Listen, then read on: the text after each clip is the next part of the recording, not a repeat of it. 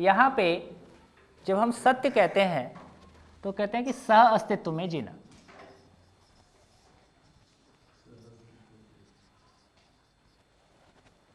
Living in complete harmony, है ना, understanding the reality as it is,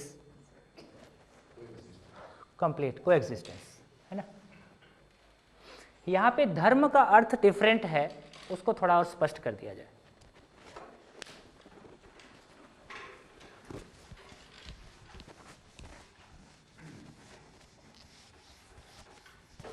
थोड़ा तुम पीछे हटाओ।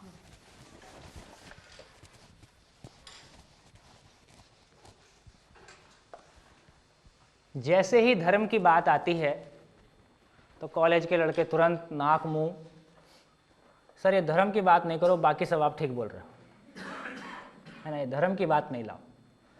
तो धर्म को लेके जिस तरह की चीज़ें हमारे बीच में आई हैं, जिस तरह की, देखिए धर्म वो शब्द है जिसके नाम पे हमने धरती पे शांति का पैगाम देने की कोशिश की है, और धर्म वो शब्द है जिसके नाम पे सबसे अधिक युद्ध हुआ है,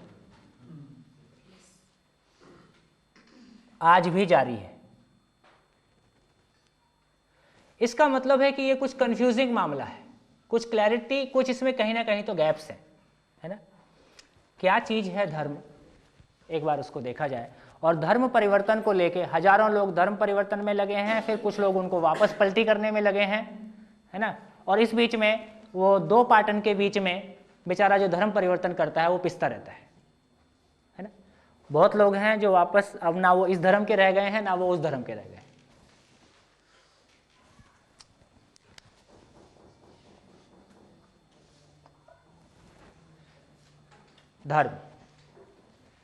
धर्म की जो बहुत स्थापित परिभाषा है,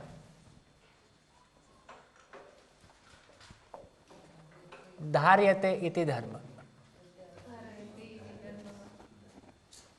जिसको धारण किया जाए वो धर्म है। इसी परिभाषा के आधार पर भारतीय संविधान में, इसी परिभाषा के आधार पर भारतीय संविधान में धर्म परिवर्तन को कानूनी संरक्षण प्राप्त है ना। क्या मैं आज हिंदू हूं, मैं कल मुस्लिम हो सकता हूं, परसों बौद्ध हो सकता हूं, नरसों वापस हिंदू हो सकता हूं और फिर दोबारा बदल सकता हूं। तो जिस तरह से कपड़े उतारे जा सकते हैं, पहने जा सकते हैं, इसलिए धर्म को स्वीकार किया जा सकता है, बदला जा सकता है, और ये एक कानूनी संरक्षण इस परिभाषा के आधार पर प्राप्त है। ऐसी एक घटना हमारे सामने है, और इसके आधार पे आदमी का कहीं ना कहीं जो पहचान की लड़ाई है, जैसे आजकल फैमिली गुरु का फैशन है, फैमिली डॉक्टर, फैमिली गुरु, है ना। तो जिसका गुरु जितना बड़ा, जिस धर्म के जितने ज़्यादा फॉलो करने वाले, वो धर्म उतना महान, है ना। और हिंदू धर्म इसलिए महान है कि सभी को अपने में समावेश कर लेता है, और फिर भी महान तो हिंदू ही है। तो मैं ऐसा कह के ना हिंदू की बात कर रहा हूँ, ना मुस्लिम की बात कर रहा हूँ, ना बौद्ध, ना ईसाई की बात कर रहा हूँ, लेकिन जो कॉन्ट्रडिक्शन है ना, फिर हम बात करते हैं कि सर्वधर्म संभाव, ऐसा कुछ भी होने वाला नहीं है ना। वास्तव में यदि धर्म नाम की कोई चीज है तो उसकी रियलिटी क्या है, एग्जिस्टेंस में वो कैसा है, उसको एक बार देखने की कोशिश करें। इसके आधार पर काफ़ी विरोधाभास चाहे व्याख्या करने में हुआ हो, चाहे पहचानने में हुआ हो। धर्म की एक परिभाषा जो मध्यस्थ दर्शन के आधार पर अस्तित्व में जैसा है उसको वैसा पहचाना, तो देखा जिसको जिससे अलग ना किया जा सके,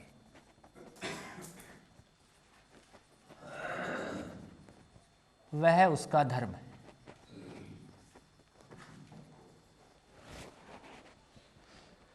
जिसको जिससे अलग ना किया जा सके वह उसका धर्म है।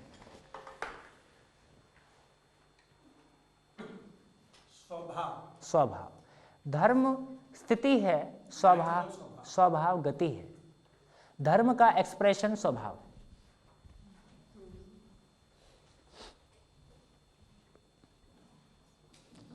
लालच है। Some people say religion is इसको मैं पूरा करता हूं, फिर आएगा। इसको जिससे अलग ना किया जा सके। अब पदार्थ, अवस्था,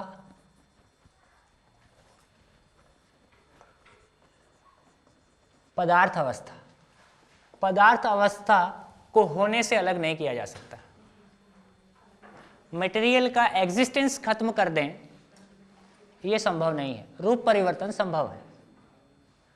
तो होना पदार्थ का धर्म है, पदार्थ अवस्था का धर्म है।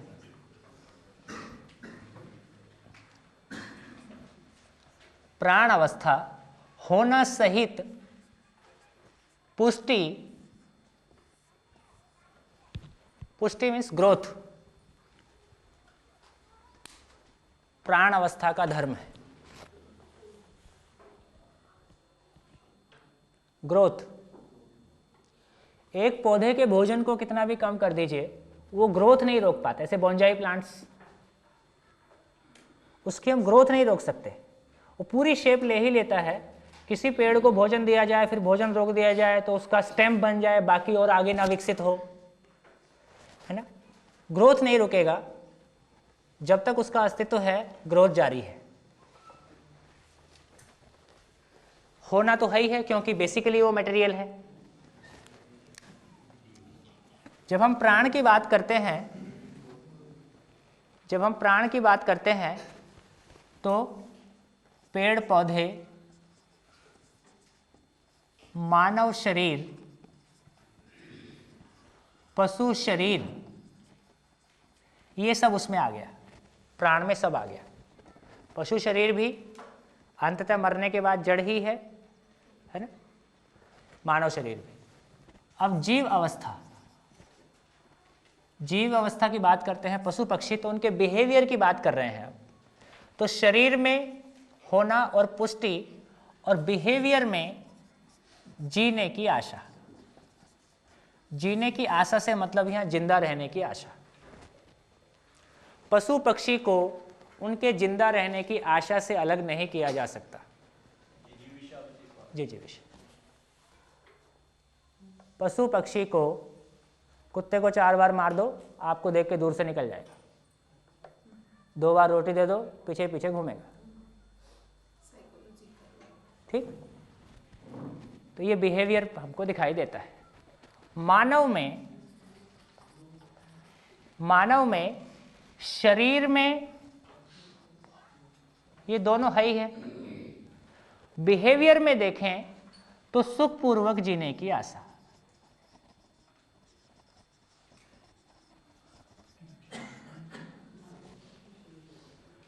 मानव में सुख माने विश्वास पूर्वक जीने की आशा। बेसिकली यहां सुख से मतलब विश्वास से है। मानव को सुखपूर्वक जीने की आशा से अलग नहीं किया जा सकता। सुखपूर्वक जीने की आशा जीव में नहीं होती है, जीव में नहीं होती। बताया ना, उसका सुखपूर्व, उसका जीने की आशा का मतलब जिंदा रहना है। मानव का जीने की आशा का मतलब विश्वास, सम्मान, समझदारी से रहना है। केवल जिंदा रह जाए आदमी, रोटी कपड़ा मकान उपलब्ध करा दो, उसका विश्वास शरीर की सीमा तक है। मानव का जैसे मैं क्यों जी रहा हूं, ये पशु के लिए क्वेश्चन नहीं है। मेरे जीने का पर्पस क्या है, ये सृष्टि को किसने बना दिया, ये क्या किस नियम से काम कर रही है ना। तो कल्पनाशीलता, कर्म स्वतंत्रता वहां पे नहीं है। कल्पना है, कल्पनाशीलता मानव जैसी नहीं, शरीर के अर्थ में है। तो समाधान पूर्वक कहें तो कैसा रहेगा? वही समाधान पूर्वक जीना है, मतलब वही सुख बराबर समाधान। समाधान की प्यास मानव में है। कोई पशु आपके पास चल के आया हो, मैं बोर हो रहा हूं, मेरा कोई काम बताओ, ऐसा पशु के साथ समस्या नहीं। ये बोरियत की समस्या आदमी के साथ है। क्यों है? क्योंकि उसको अपने जीने का पर्पस नहीं मिला है।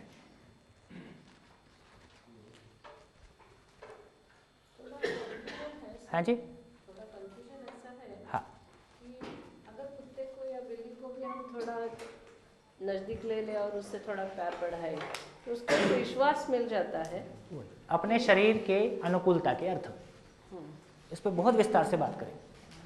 प्रकृति पे आ रहे हैं, है ना, तो उसका पशुओं का विश्वास शरीर अनुकूलता के अर्थ में। नहीं, उसका एक चीज और भी कह सकते हैं ना, पशु कोई भी मनुष्य के पास खुद चल के नहीं आएगा, तो जब तक ये कोई संबंध एक लालच बात मनुष्य हाँ वाली आएगा। हाँ, जैसे यहाँ पे यदि बात किया जाए, थोड़ी सी यदि वो बात किया जाए, देखिए अभी पशुओं का इकट्ठा रहना, पशुओं के इकट्ठा रहने के पीछे क्या कारण है?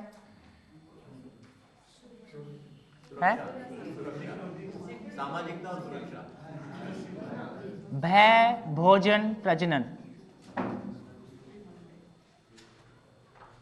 हाँ जी, इतना ही है। दूसरे पशुओं से कोई आक्रमण का डर, भोजन के लिए इकट्ठा होना और प्रजनन के लिए इकट्ठा होना। ठीक, भय, भोजन, प्रजनन, पर्याप्त है इतना। शहर हो, गांव हो या न्यूयॉर्क हो, आदमी के इकट्ठा रहने का वर्तमान में कारण थोड़ा और क्लियरली है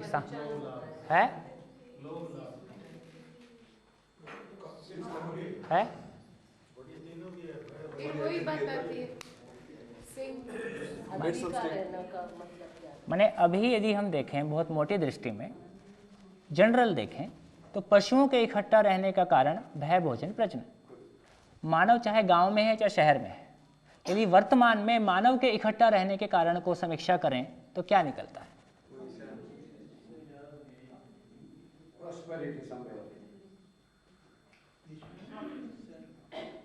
लगभग इतना ही निकलता है, लगभग इतना ही निकलता है ना। इसलिए मानव इतने में जी के मानव तृप्त नहीं हुआ, है ना। हमारी जो सारी व्याकुलता है, हमारा जो सारा, हमको लगता है कि कुछ मिसिंग है। क्या मिसिंग है? सुविधा उपलब्ध हो गया, सुख मिसिंग है, ये मिसिंग है। तो बेसिकली मानव का जो धर्म है वो समाधान पूर्वक जीना है।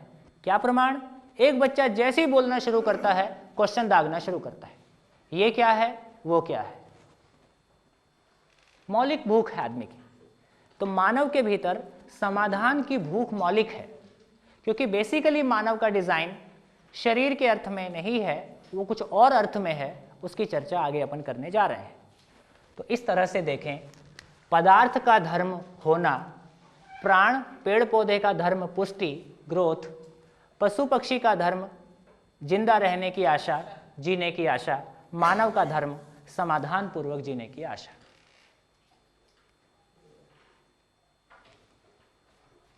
इसलिए अब धार्मिक आदमी किसको कहा जाए? समाधानी। और कोई समाधानी होगा तो उसका जीना कैसा होगा? क्रॉस चेक क्या होगा उसका? चारों अवस्थाओं से सही तालमेल व्यवस्था में जिएगा। तन मन धन का सदुपयोग। तन मन धन को सदुपयोग करने वाला व्यक्ति धार्मिक है। काले कपड़े पहनता हो, पीले पहनता हो, ना पहनता हो, उसकी मर्जी है क्या करना है। तन मन धन का सदुपयोग करता हो। आप 12 घंटे माला जपते हैं, तन मन धन का सदुपयोग नहीं करते हैं, अधार्मिक आदमी। आप माला जपते हैं कि तप करते हैं कि ध्यान करते हैं कि उपवास करते हैं, ये आपका अपना मामला है, ये व्यक्तिगत मामला है। दूसरे आदमी को क्या चाहिए या प्रमाण क्या होगा?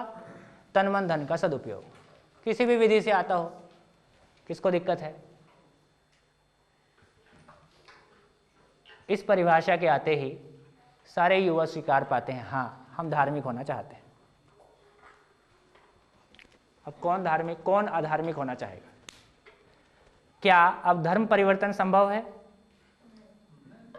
इसमें कोई ना कोई बात किसी को ना किसी को तो अप्लाई होगी, इसलिए सब ऐसा ही बोलेंगे हम धार्मिक बनना है।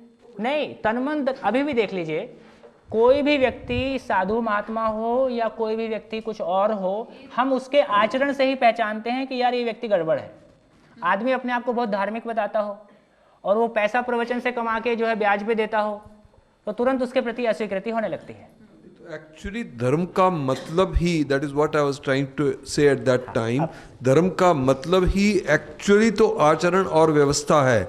धर्म का संकीर्ण मतलब जो हमने हिंदू, मुस्लिम, ईसाई वगैरह बनाया, ये हमारे लेबल्स दिए हुए हैं, बट धर्म का एक्चुअल मतलब, I also came to know in connection with some political developments, उसने कहा ये तुम्हारा धर्म है और राज धर्म ये है, और all those controversies which were arising. But then when I went deeper, I realized dharma actually means acharan. And when you say acharan, acharan means tan man dhan ka sadupayog. Nobody will say durupayog is acharan. And vyavastha here would mean what you are talking in harmony with the other elements of the universe. So dharam basically meant that it is us or our so-called religious pontiffs who have given these labels. क्या गलती हो गई?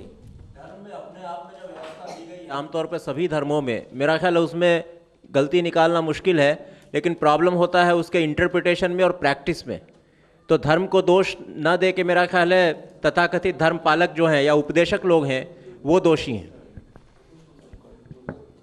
Sir ने बताया कि धर्म हाँ जी, please. तन, मन और धन का सदुपयोग, मन का सदुपयोग तब कर सकते हैं कि जब सामने वाले के मन को हम समझ सकते हैं। अपने मन का सदुपयोग, मेरे मन का सदुपयोग ये होगा कि मेरे को क्या सही करना है, क्या गलत करना है।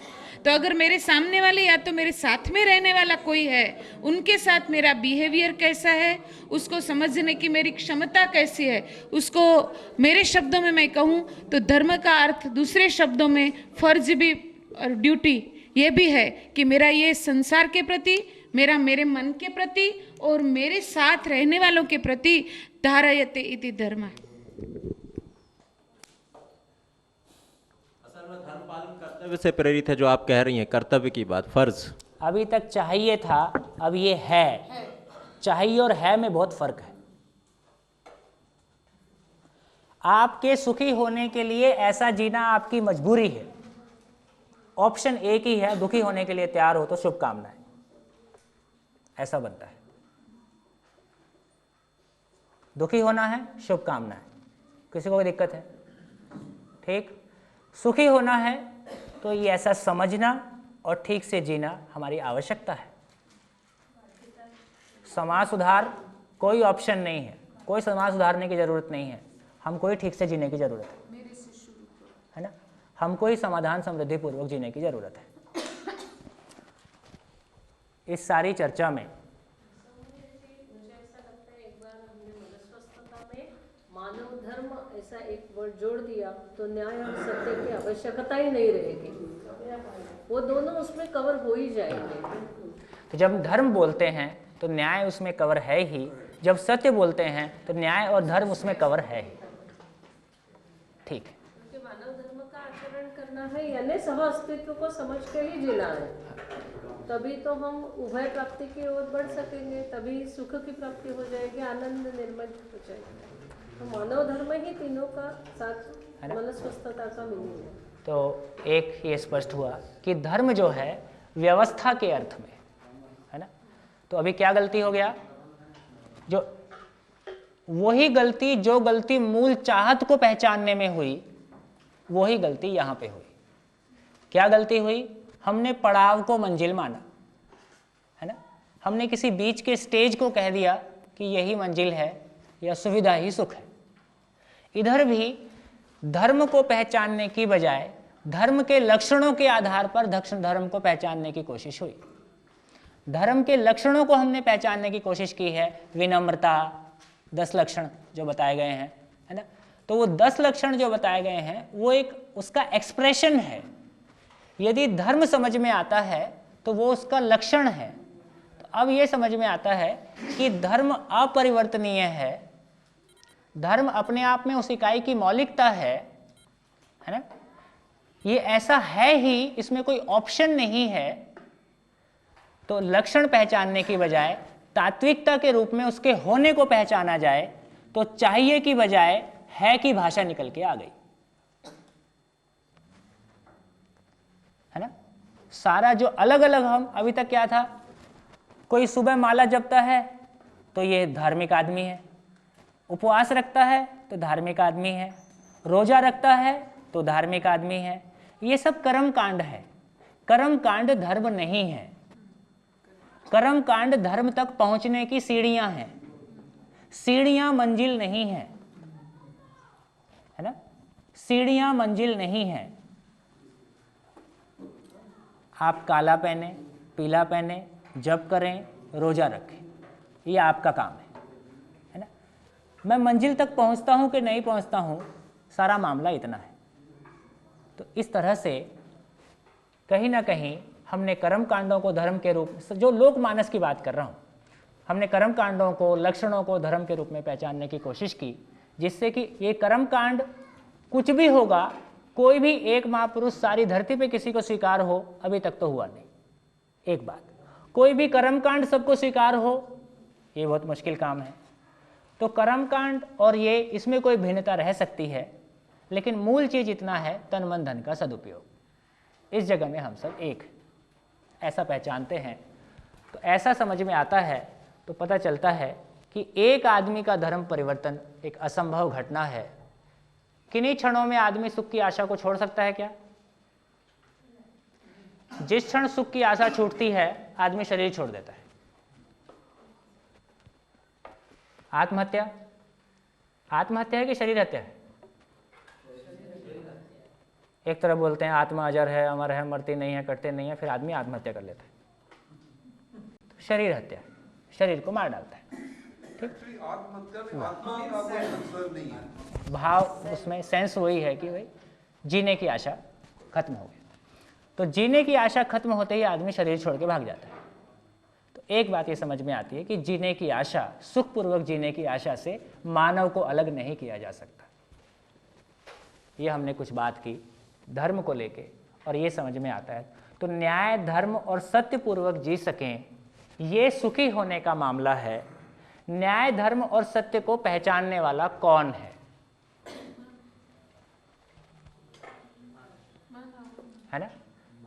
हाँ, शरीर न्याय को, गले में किसी से बोलो आप आंख बंद करो, आपको मैं माला पहनाता हूं, और एक मोटी सी 2.5 किलो की माला, आदमी कितना खुश हो रहा होगा। इतनी मोटी माला कभी नहीं पहनी। आंख खोले तो पता चले जूते हैं।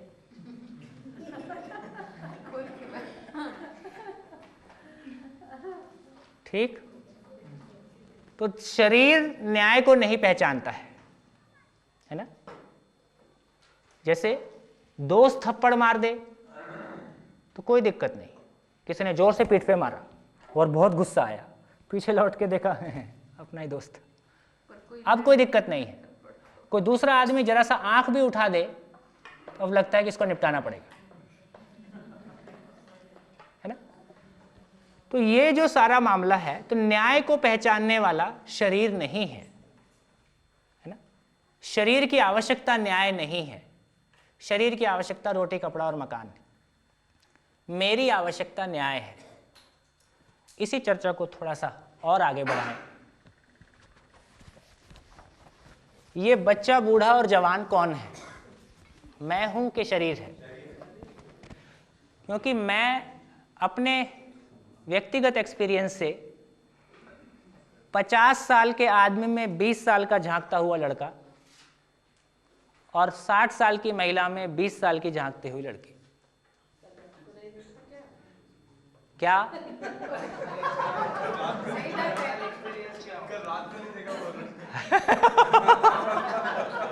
Thank you. आपके कल के प्रोग्राम को देख के हमारे बच्चे बोल रहे थे, सर ये तो हम लोग से भी आगे।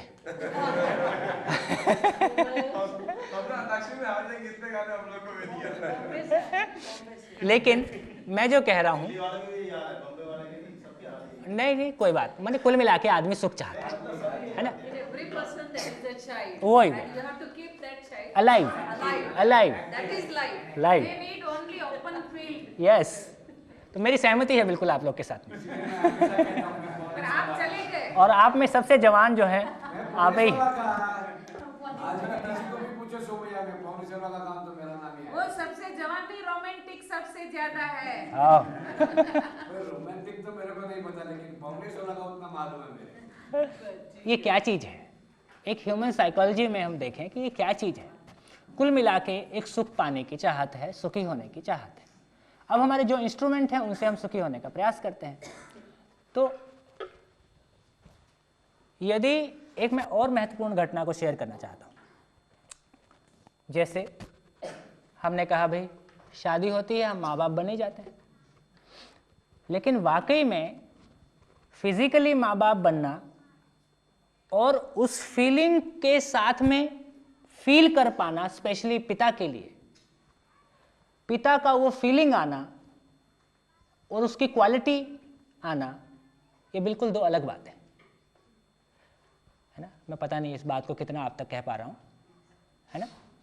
माँ के लिए माँ का फीलिंग आना काफ़ी नेचुरल है, जरूर नहीं ना। हाँ, चलिए, थैंक यू थैंक यू। तो इसका मतलब है, अच्छा दूसरा मैंने कहा जैसे एक ही उम्र के सभी लोग, जैसे यहाँ कॉलेज के शिविर होते हैं, सभी 18, 19, 20 साल, वो 20 साल के उम्र के लोगों में इतना मैच्योरिटी लेवल का डिफरेंस दिखाई देता है जिसको जमीन आसमान बोलते हैं। एक बच्चा बिल्कुल दिखाई देता है कि ये अपने 18 साल के लेवल से भी कम है अभी, एक दिखाई देता है ये 50 क्रॉस कर गया। यदि एक जनरल बात कहें, ये मैच्योरिटी का लेवल बिल्कुल क्रॉस कर गया है, तो इसका मतलब कोई चीज़ है जो हम में बिल्कुल अलग है और जो हमको ड्राइव करती है। शरीर और मैं में से मौलिक चीज़ क्या है? कौन किसको चलाता है? कैसे मान लें?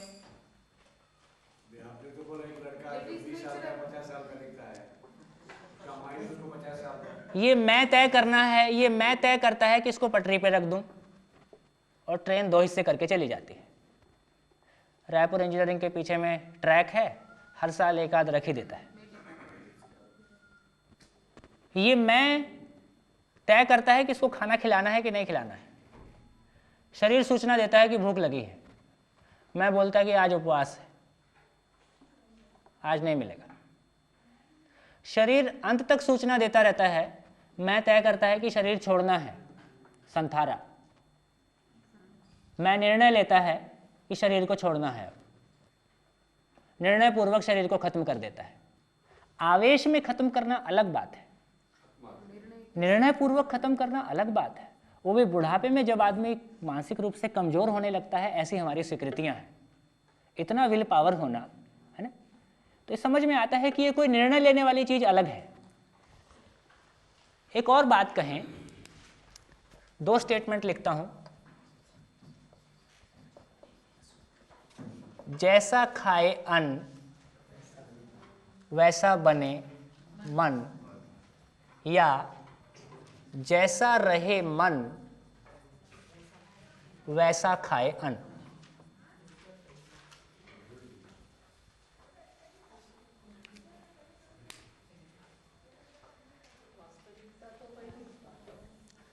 जांच लीजिए रूटीन में क्या हो रहा है, उसको जांच लीजिए। हम अभी बहुत प्रभावित हैं जो हमने सुना है अपनी रूटीन जिंदगी। देखिए मैं कह रहा हूं जांचना जांचना, अभी भी वो कंडीशनिंग हावी रहती है। एक शिविर तो जांचना को समझने में लग जाता है, दूसरा शिविर समझने के ढंग से पहला शिविर बनता है।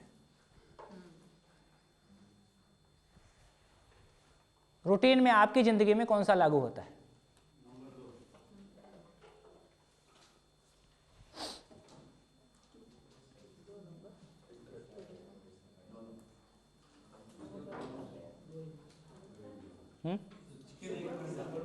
हाँ जी,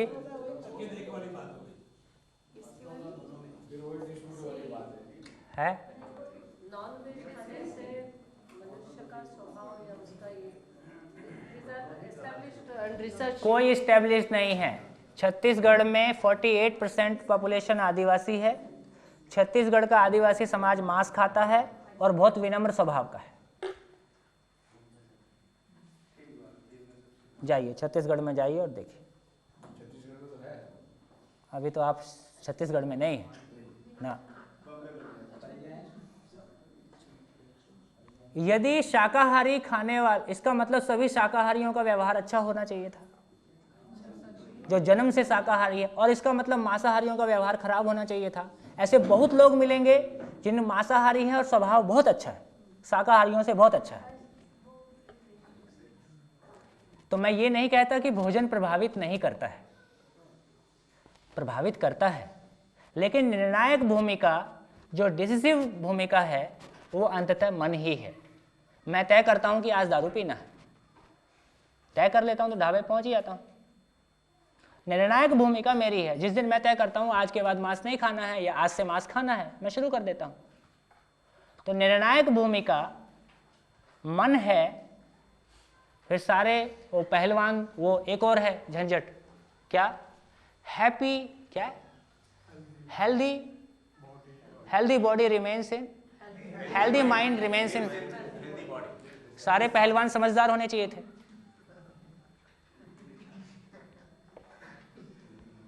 ऐसा नहीं हुआ, है ना। टायसन, जितने पहलवान हैं वो उतना ही ज्यादा विकृत मानसिकता के दिखाई देते हैं। 1 minute. This is said by actually Socrates and Aristotle. And Aristotle in his Nicomachean Ethics writes very clearly that in life we actually have to follow the golden rule principle. That is nothing but Madhyasth Marg.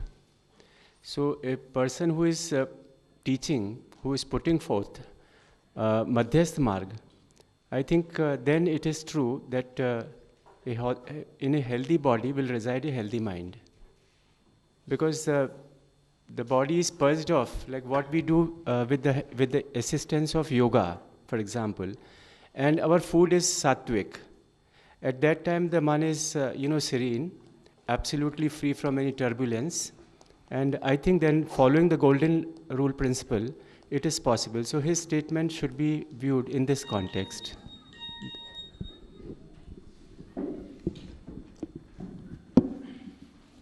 अब हमको बहुत सामान्य बात में समझ में आता है कि समझदार होने के लिए शरीर का स्वस्थ रहना एक आवश्यकता है। तो बीमार शरीर से क्या समझोगे और क्या जियोगे, है ना। समझदार होने के लिए शरीर, स्वस्थ शरीर एक आवश्यकता है, खत्म बात। जब भी आप किसी ऐसे वातावरण में जाते हो वहां आपको वैसा भोजन अपने आप स्वीकार होने लगता है। जैसे ही आपका मन बदलता है तुरंत फिर आपको वैसा सात्विक, मन बदलता है इसलिए सात्विक भोजन चाहिए। सात्विक भोजन खाने से मन बदल गया, प्रभावित करता है, लेकिन अल्टीमेटली डिसाइडिंग मन ही है। बहुत स्ट्रेट फॉरवर्ड है ना। क्योंकि ज्यादातर हमारा सारा मामला शरीर सापेक्ष रहा है, स्वयं को शरीर मान के सारे डेरिवेशन है। तो शरीर के ऊपर इतना फोकस है, शरीर के ऊपर इतना फोकस है कि बस शरीर से ही चीज़ों को, तो शरीर का अपना महत्व है। शरीर और मैं दोनों साथ साथ हैं, है ना। इसकी बात अभी और, तो ये समझ में आया कि कहीं ना कहीं रूटीन जिंदगी में तो जैसा मन रहता है वैसा भोजन का हम चयन करते हैं, ज़्यादातर हम ऐसा ही करते हैं। फिर भी अच्छा खाना थोड़ा ठीक रहेगा, अनईजी नहीं लगता है वगैरह वगैरह, और इसकी कुछ गहरी व्याख्याएं कर सकते हैं, लेकिन ये भी अब ये हमारे कंसिडरेशन में आने से बैलेंस हो जाता है। चलिए, तब एक बात समझ में आ रही है,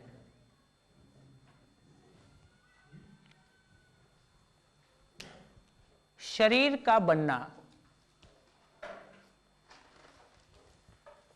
स्त्री पुरुष के संयोग से मां के गर्भ में बनना, ये हमारी स्वीकृति में है ना। तो शरीर का बनना एक भौतिक रासायनिक घटना है, ठीक। एक भौतिक रासायनिक चीज का मतलब है एक सीमित मामला, एक सीमित क्रिया, एक अवधि तक के लिए क्रिया। इस सीमित भौतिक रासायनिक क्रिया में असीमित का होना, निरंतर चाहना का होना, निरंतर क्रियाओं का होना, है ना, ये हमको एक और इशारा करता है कि मैं एक अलग रियलिटी है, शरीर एक अलग रियलिटी है, माँ बाप मिलके शरीर बनाते हैं, माँ बाप के संयोग से शरीर बनता है।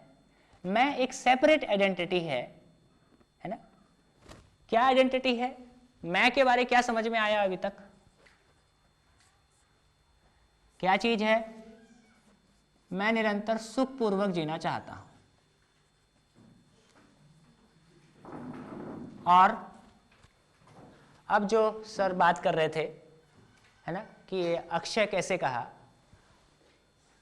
आशा, विचार, इच्छा, समझ, है ना, ये सारी चीजें कितना भी इस्तेमाल करें सभी मानव में, आदमी बीमार भी हो जाए तो सोच उसका जारी है, हम सो भी गए सोच हमारा जारी है ना। ये सारी चीजें बोलते हैं अक्षय है, अनलिमिटेड है, और सभी मानव में अनलिमिटेड है ना। इनका कितना भी इस्तेमाल करें ये और बेहतर होता है। अभी एक संयोग रहा, पिछले करीब 6 महीने में राष्ट्रपति महोदय से 3 मीटिंग हुई, और हैदराबाद की एक मीटिंग में हम लोग करीब 8 लोग थे, वो लोग 3 लोग थे करीब। उन्होंने एक इंटरेस्टिंग सवाल किया। उन्होंने कहा कि उम्र बढ़ने के साथ साथ मुझको लगता है कि आदमी की समझने की क्षमता घटती है, इसके बारे में आप लोग का क्या कहना है? हमारे मित्र ने उनको कहा कि बचपन में जो मौलिक सवाल हमारे भीतर पैदा होते हैं उसका उत्तर ना मिल पाने के कारण और कंटिन्यूअसली समस्याओं से जूझते रहने के कारण हमारा शायद समझने का क्षमता कुंठित हो जाता है। यदि मौलिक सवालों के प्रश्नों का उत्तर मिलता है तो हर दिन हमारी समझने की क्षमता और शार्पन होता है, हम अनुभव संपन्न होते हैं, हम हमेशा लेटेस्ट होते हैं।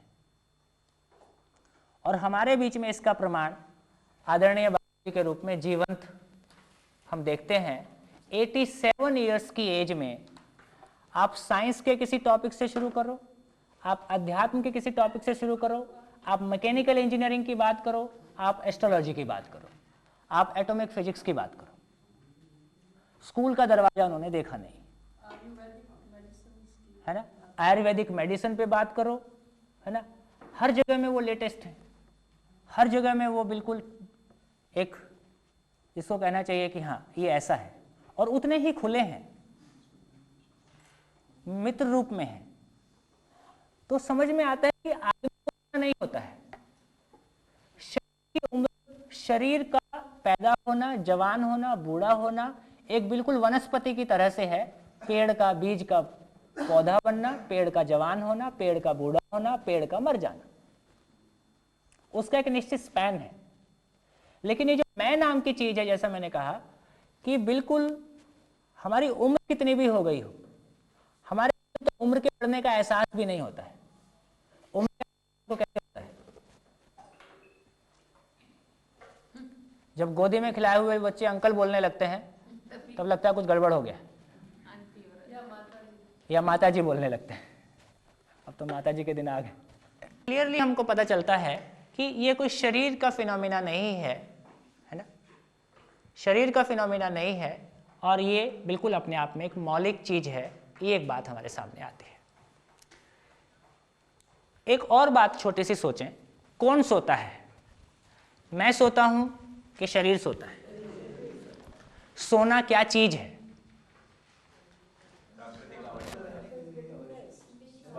रेस्ट देना है। रेस्ट किसको देना पड़ता है? हाँ, जो थकता है। अभी एक क्वेश्चन, शरीर का थकना और मैं का थकना, ये दोनों में क्या फर्क है? जो बोलेगा माइक से बोलेगा। शरीर का थकना और मैं का थकना, दोनों में क्या फर्क है? शरीर की थकान दूर कर सकते हैं, मन की थकान दूर नहीं होगी। होगा अगर मन का थकान, तो इसका मतलब मन को थकान नहीं होती है। दूसरा क्वेश्चन, शरीर का थकना एक स्वाभाविक घटना है या अस्वाभाविक? स्वाभाविक घटना है। मन का थकना एक स्वाभाविक घटना है? अस्वाभाविक घटना है। गुड। अब ये देखते हैं कि मन का थकना क्या चीज है। मन का थकना क्या चीज है? समाधान का ना होना मन की थकान है। सॉल्यूशन का ना होना, समस्याओं में फंस जाना और कोई सॉल्यूशन ना दिखना, ये मन की थकान है। समाधान उपलब्ध होने से मन की कोई थकान नहीं है ना। तो मन का थकना एक अस्वाभाविक घटना है। क्योंकि अस्वाभाविक क्यों है? शरीर का थकना मानव को स्वीकार है, मन का थकना मानव को स्वीकार नहीं है। शरीर की थकान है, आराम करो भाई। मन का थकना मानव को स्वीकार नहीं है। वो हमको बेचैनी देता है ना। वो हमको अतृप्ति के कारण, संजय जी की इस प्रस्तुति के कारण पूरा शिविर एक गहराई ले गया। इसका धन्यवाद संजय जी को जाता है। और मेरा सुबह का प्रेजेंटेशन अभी तक के सारे शिविरों का एक अलग प्रेजेंटेशन हुआ आपके कारण। इसका श्रेय भी आपको जाता है ना। मैं आगे चल के कुछ बात और रखूंगा। हाँ जी, एक दो आशंकाएं है। हाँ जी, वो ये है कि हम एक बाजू में शरीर की बात करते हैं, दूसरे बाजू में मन की बात करते हैं। शरीर और मन ये दोनों जोड़े हुए रहते हैं। मन की जो शरीर की जो क्रिया प्रक्रियाएं होती है, उसके ऊपर जो आप ब्रेन नाम का जो भी कुछ है वो कंट्रोल करता है। जो हम इनपुट लेते हैं, खाना लेते हैं, वो उन इनपुट की वजह से मन को शक्ति मिलती है। शरीर ना हो तो मन कुछ नहीं कर पाएगा। मैं उसको रख देता हूँ। एक मिनट आप सुनिए। हाँ। शरीर जो है नहीं है तो मन कुछ नहीं कर पाएगा।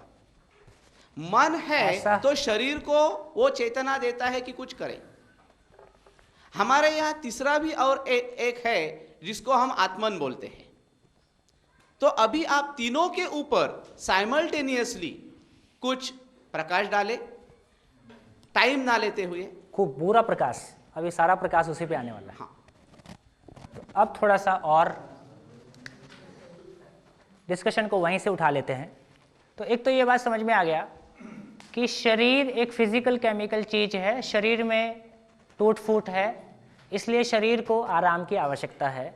मैं अपने आप में एक अनलिमिटेड पोटेंशियल से संपन्न कोई चीज़ है, वहाँ कोई वेयर एंड टीयर नहीं है क्योंकि वो फिजिकल भी नहीं है, इसलिए वहाँ कोई आराम की आवश्यकता भी नहीं है। इसलिए मैं कभी नहीं सोता हूँ। शरीर में कर्मेंद्रियों का शांत हो जाने को हम सोना बोल रहे हैं। उस बीच में मच्छर आ जाता है, उसको निपटा ही देते हैं, है ना। तो सोना भी हमको ये समझ में आता है कि शरीर की एक स्थिति है जिसमें वो शरीर आराम पाता है, अपना रिपेयर मेंटेनेंस को पूरा कर लेता है। वो एक बायोलॉजिकल क्रिया है। तो मैं कभी नहीं सोता हूँ, शरीर सोता है, ये समझ में आता है। एक इसको काटता है शरीर को या मैं को? अभी उस पर बात करें।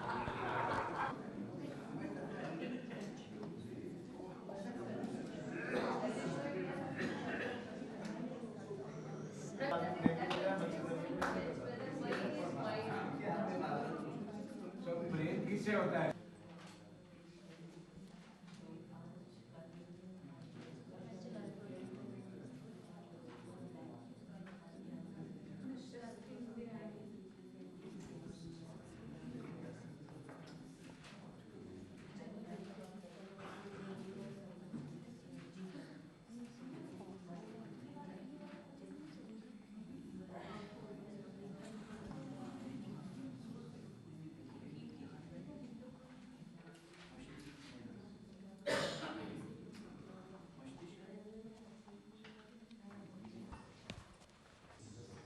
फिर जीवन, मैं, सेल्फ, आई, ये कुछ शब्द हैं जो सिनोनिमस हैं।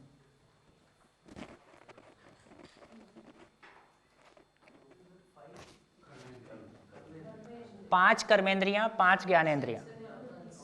ये कर्मेंद्रियां ज्ञानेंद्रियां सबको पता है, ये तो बताने की जरूरत नहीं। अभी आप ये मत सोचिए कि ये चित्त बुद्धि आत्मा क्या है, ये कैसा है, अभी इस बारे में कुछ मत सोचिए, क्योंकि ये शब्द हमारे जहन में पहले से हैं। मैंने केवल इन शब्दों का प्लेसमेंट किया है। ये क्या है, कैसा है, कहाँ है, कैसे काम करता है, इस पे आगे बात करेंगे। अभी 2 एग्जाम्पल लेते हैं। एक तो मच्छर काटा, दूसरा किसी ने अपमान किया। एक फिजिकल, एक मेंटल, है ना। मच्छर काटा, कैसे पता चलेगा? स्किन, ब्रेन से शरीर को चलाने वाला मन है, और मन जीवन की एक क्रिया है, इस पे आगे बात करेंगे, है ना। फिजिकल चीज नहीं है वो।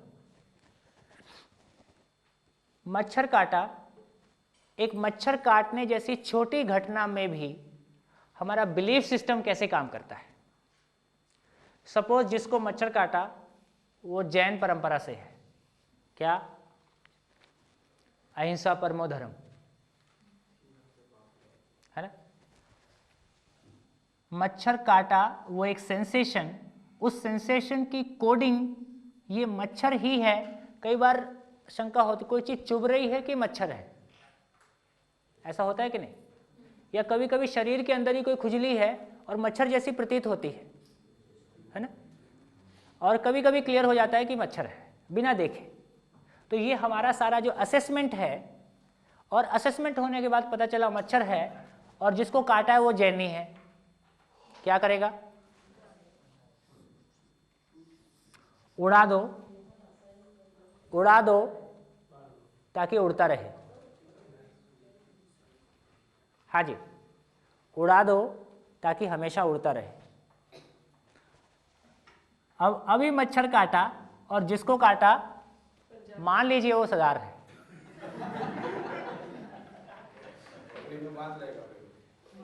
मान्यता की बिलीफ सिस्टम देखिए कैसा काम कर रहा है। एक मजाक की बात अपनी जगह है, लेकिन वो ऐसा उड़ेगा कि अब दोबारा कभी नहीं उड़ेगा। उड़ा दो।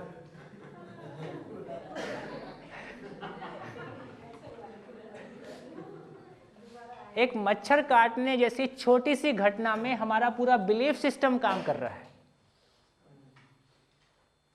एक दूसरी घटना, किसी ने हमको गाली दिया, क्या रिएक्शन हो सकता है?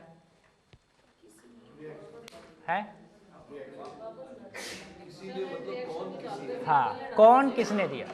तो गाली दिया ये इंपॉर्टेंट नहीं है, किसने दिया ये इंपॉर्टेंट है। दोस्त ने गाली नहीं दिया तो मजा ही नहीं आ रहा है ना। बोले 12वीं तक हम सर बिल्कुल ऐसे माहौल से आते हैं जहाँ हमको गाली बहुत पता नहीं रहता है, और इंजीनियरिंग कॉलेज में आके जो पहली योग्यता बढ़ती है, हर सेंटेंस के आगे में 2 गाली और पीछे में 2 गाली। हाँ, वो एक टाइप की लैंग्वेज हो जाती है, गाली के बिना लैंग्वेज शुरू ही नहीं होती। इसको कौन पहचानेगा? कर्मेंद्री, ज्ञानेंद्री के थ्रू। और फिर कौन देने वाला है और उसके साथ में क्या रिलेशन है। कभी कभी दोस्त की भी खराब लग जाती है, मजाक मजाक में काफ़ी हर्ट हो जाते हैं। उसकी एक लिमिट है, ये लिमिट को क्रॉस कर गया तो अब फिर उसके ऊपर भी सोचना पड़ता है। ये सब कहाँ पे हो रहा है? नहीं, बिल्कुल डिफरेंट है। I think it depends on context. आदमी का खुद का लेवल, खुद का में दिया कि गुस्से में दिया पता लगता है वो भी, और सुनने वाले का और कहने वाले का काफ़ी कुछ बीच में। परिवार में आएंगे तो इन सब पे बात करें। बढ़िया। हाँ जी, जैसे अब यहाँ थोड़ी सी बात कर सकते हैं कि ये कॉमा में गया आदमी के साथ में क्या हो गया। कॉमा, कॉमा क्या गड़बड़ हो गया? क्या गड़बड़ हो गया?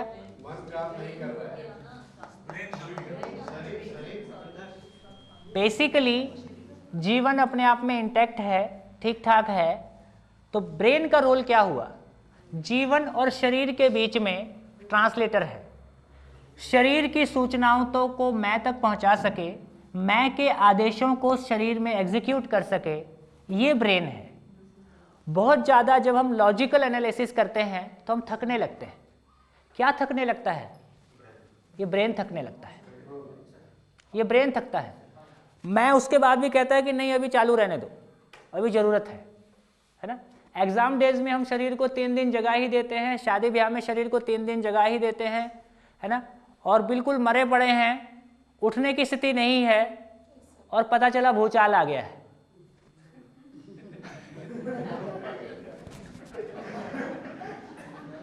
ऐसे बहुत लोग जिनको पोलियो था, ऐसे क्षणों में उनका पोलियो ठीक हो गया, है ना, क्योंकि कोई चीज़ थी जो रिलीज हो गई। तो कुल मिला के ये पहचानता है कि क्या एक्शन लेना है ना। ऐसे कितने क्षण हम अपने वेस्टर्न यूपी से मैं बिलोंग करता हूँ, घर में डकैती हुई और देख लिया अभी सब कोई मर गए हैं कि नहीं मर गए हैं। एक आध लगा, देखो यार ये लगता है जिंदा है, बोले उंगली काट दे, हिलेगा तो पता चल जाएगा। और वो आदमी सुन रहा है ना कि अब मेरी उंगली कटेगी, हिल गया तो पूरा ही मरूंगा, उसकी उंगली कटती है और वो हिलता नहीं। ये घटी हुई घटनाएं हैं। मैं निर्णय कर लेता है कि शरीर को बचाना है तो उंगली कटेगी और शरीर नहीं हिलेगा, क्योंकि हिल गया तो पूरा मरेगा। ये घटी हुई घटनाएं हैं। तो कुल मिला के टोटल कंट्रोल मैं के हाथ में। मैं को स्वाद चाहिए, इसलिए ओवर ईटिंग। शरीर तो भर गया है, अब मेरा काम, अभी मेरा निरंतर सुख तो पूरा हुआ नहीं है, शायद खाने से हो जाए, आने दो। तो इस तरह से हम देखते हैं। अब हमको एक क्लैरिटी बनती है कि ब्रेन शरीर और मैं के बीच में मीडिएटर है, पुल का काम करता है, इतनी ही इसकी भूमिका है। That's it. पागलपन क्या है? पागल आदमी कब होता है?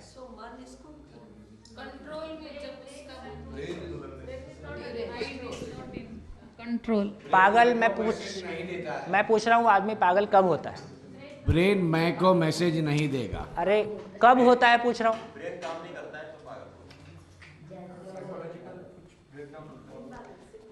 या तो आदमी को कोई इमोशनल झटका लगा, या उसको कोई आर्थिक झटका लगा, कुल मिला के कोई बाहरी शॉक लगा, है ना। अधिकांश जो पागलपन की स्थितियां हैं वो ऐसी हैं। किसी परिवार के भाई ने धोखा दे दिया, है ना, पत्नी ने धोखा दे दिया, बिजनेस में कुछ कम ज़्यादा हो गया, है ना, मेंटल शॉक है। इस मेंटल शॉक के कारण, है ना, ब्रेन भी प्रभावित होता है। तो ब्रेन का ठीक होना एक बायोलॉजिकल घटना है, मन का ठीक होना एक नॉर्मल होता है। वो एक अपनेपन को पाता है, प्यार को पाता है, एक फेवरेबल कंडीशंस को पाता है, उतनी ही जल्दी शरीर नॉर्मल होता है। और शरीर की 85% बीमारियां हम कह रहे हैं कि साइकोसोमेटिक है ना। तो टोटल कंट्रोल या बहुत सारा मामला यहीं से कंट्रोल्ड है ना। ये अब हमको एक क्लैरिटी बन रही है ना। इस कॉन्टेक्स्ट में अब हम ये भी देखते हैं कि दर्द कहाँ पे होता है, मैं में होता है कि शरीर में होता है? It is a combined effect. So many units are functioning together, and it is a synchronized signal. It is a synchronized effect of many things. Several things are actually मेरा ख्याल functioning है here. शारीरिक दर्द जो जैसे मच्छर काटने का है या अपमान का है, ये दोनों दर्द मन में ही होते हैं। फाइनली सेंसेशन मन में होता है। जैसे शरीर में मच्छर काटा, मान लीजिए वो एरिया एनेस्थेसिया दिया हुआ है, हाँ, वहाँ मच्छर काटेगा तो कुछ असर महसूस नहीं होगा, क्योंकि मैसेज ट्रांसफर नहीं हो रहा है। जब तक मैसेज ट्रांसफर नहीं होता मन तक, तब तक दर्द महसूस नहीं होता है। आप सबकी मारुति 800 कार, सबकी एक समान गाड़ियां बाहर खड़ी हैं, सबको आग लगा दिया जाए, आपको कोई दिक्कत है क्या? अभी बात पूरी नहीं होने देते। जब तक आपको पता ना चले, तब तक कोई दिक्कत नहीं है। पता चलने के बाद सबको समान दिक्कत होने वाली है कि अलग अलग होने वाली है? अलग अलग। कुछ लोगों की पत्नियां कहती हैं कि हमारे पति को हमसे ज़्यादा कार प्यारी है ना, उनको तो बहुत दिक्कत होने वाली है। पत्नी को स्क्रैच आ जाए कोई दिक्कत नहीं है, कार में कुछ नहीं होना चाहिए। पत्नी का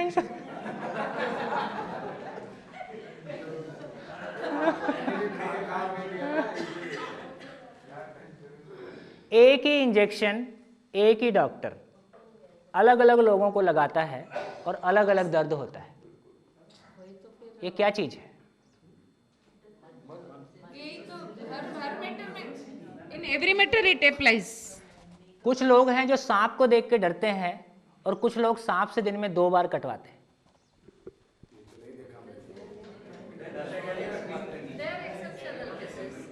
कुल मिला के मानव है ना? तो क्या चीज हो गया? सुख का मामला है, ये अंदर की बात है। स्वीकृति का मामला है, जिस चीज के लिए आपकी स्वीकृति है उसमें आपको सुख ही लगता है। इससे इन सारी घटनाओं से, है ना, तो यदि कंक्लूसिव स्टेटमेंट कहना है, दर्द की घटना शरीर में घटती है, दर्द की घटना शरीर में घटती है, दर्द को महसूस करने वाला मैं ही हूं, है ना?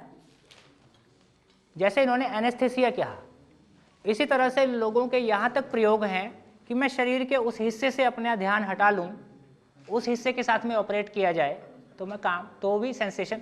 तो कुल मिला के मामला इतना है, यदि सूचना मुझ तक आती है ना, तो शरीर में दर्द नहीं है, शरीर में दर्द की घटना घटती है, वो दर्द, उस सेंसेशन मैं तक जाता है। अब मैं को एक्शन लेना है कि उस पे उसको क्या करना है।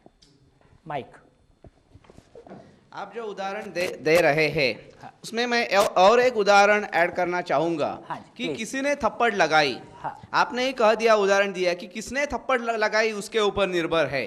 थप्पड़ का एहसास, that is a physical sensation, मुझे दोनों उदाहरण में मिलता है। पिताजी ने लगाई कि फ्रेंड ने लगाई, पिताजी ने लगाई तो चुप बैठता हूं, फ्रेंड ने लगाई कि कान के नीचे 2 लगाता हूं।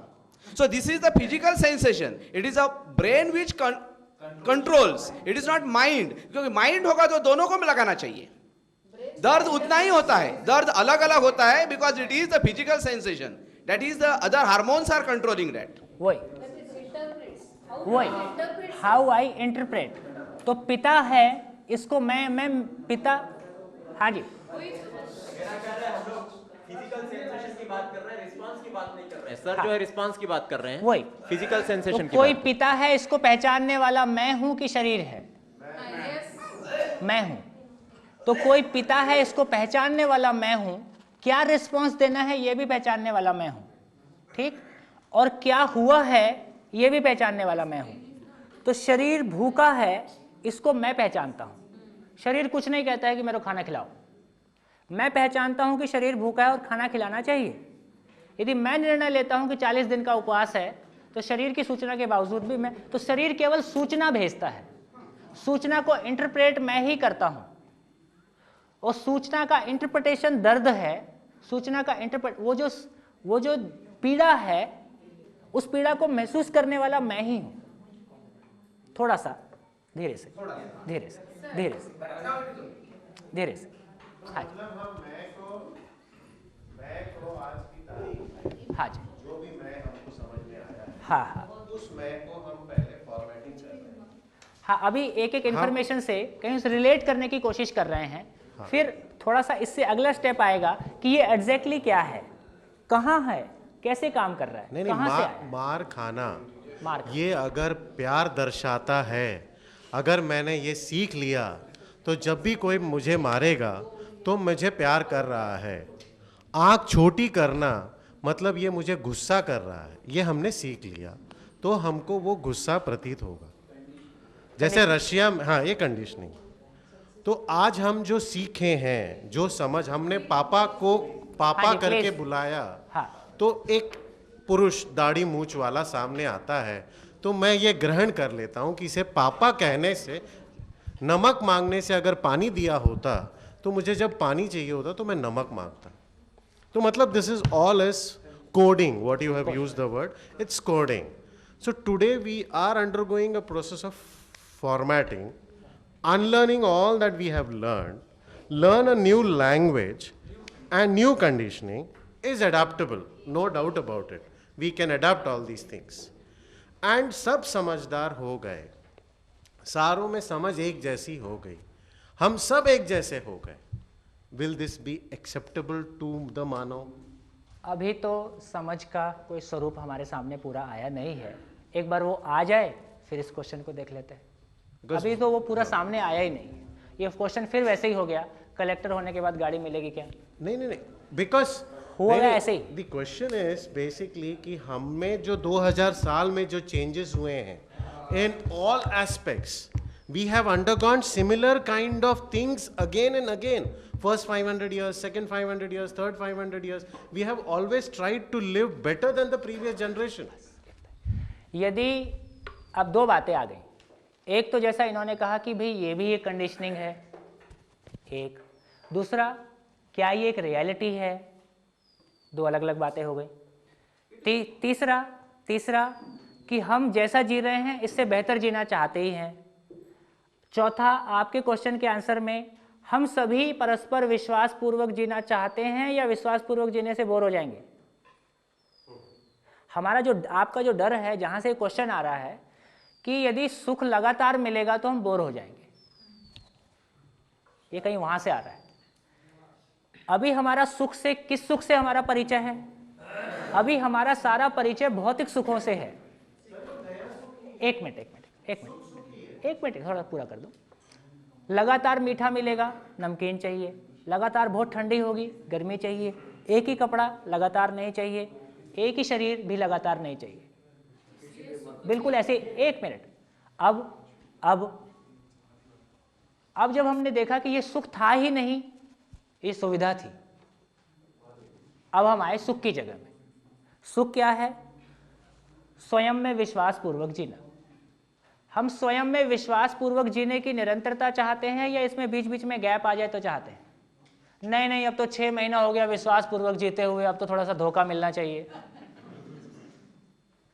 हमको विश्वास और विश्वास की निरंतरता चाहिए, हमको समृद्धि और समृद्धि की निरंतरता चाहिए, हमको सम्मान और सम्मान की निरंतरता चाहिए, हमको समाधान और समाधान की निरंतरता चाहिए। इसमें कोई बोरियत नहीं। इसका ना होना ही हमारी बोरियत है, इसका ना होना ही हमारा दुख है, कष्ट है, पीड़ा है, तो वो प्रॉब्लम नहीं आएगा। सर एक चीज यहाँ पे कि मिस्टिसिज्म जिसको कहते हैं, रहस्यात्मकता, जो कि आध्यात्मवाद में मिलती है, और धर्मों में भी बहुत सारी मान्यताएं होती हैं जिसके पीछे आधार ढूंढना मुश्किल है। तो इस संदर्भ में कंडीशनिंग शब्द का उपयोग ठीक है कि पीपल आर कंडीशनड, लेकिन यहाँ वास्तविकता को परत दर परत खोल के आप रख रहे हैं। सब कुछ रियलिटी है, वास्तविक है, हम खुद समझ सकते हैं, हमको संदर्भ ग्रंथों की जरूरत नहीं है। इसलिए यहाँ पे कंडीशनिंग शब्द का उपयोग मेरे हिसाब से बिल्कुल गलत है। ऐसा उनका आशय भी नहीं, ऐसा आपका आशय भी नहीं। क्लियर है। देखिए, इन्होंने आपने दो बातें उठाई हैं, एक तो मिस्ट्री और दूसरा रेफरेंस। इसको एजुकेशन में लाने की हिम्मत इसलिए पड़ी है कि ये नॉन रेफरेंसिव है, इसमें कोई रेफरेंस की जरूरत नहीं है, ना पीछे का, ना आगे का, ना आदरणीय नागराज जी का, उनका भी नाम बीच में लाने की जरूरत नहीं है। सो मैथमेटिकल है ना, सीधी सीधी बात कह सकते हैं। एक बात।